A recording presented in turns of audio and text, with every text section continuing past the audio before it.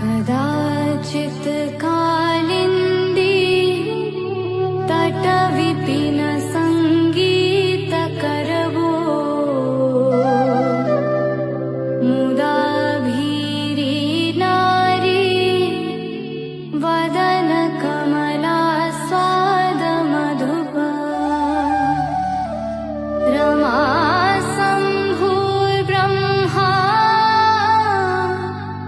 मरपति गणेशार्चितपदो Jagannath